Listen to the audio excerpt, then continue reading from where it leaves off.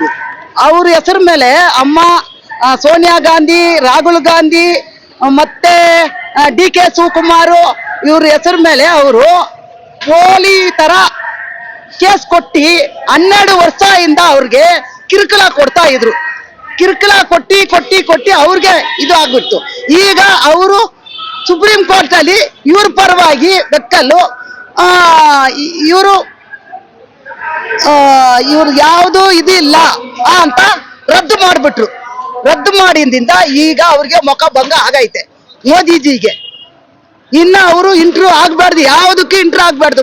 ಮೋದಿಜಿ ರಾಜೀನಾಮೆ ಕೊಡ್ಬೇಕು. ಅವನು ನಾವೆಲ್ಲ ಸೇರ್ಕೊಂಡು ಹೆಣ್ಮಕ್ಳೆಲ್ಲ ಸೇರ್ಕೊಂಡು ಕಾಂಗ್ರೆಸ್ ಹೆಣ್ಮಕ್ಳೆಲ್ಲ ಸೇರಿ ಅವ್ರನ್ನ ರಾಜೀನಾಮೆ ಕೊಡೋವರೆಗೂ ಬಿಡಲ್ಲ, ಹೋರಾಟ ಮಾಡ್ತೀವಿ. ಜೈ ಹಿಂದ್, ಜೈ ಕರ್ನಾಟಕ. ಸತ್ಯಮೇ ಜಯ ಆಗೋದು. ಯಾವ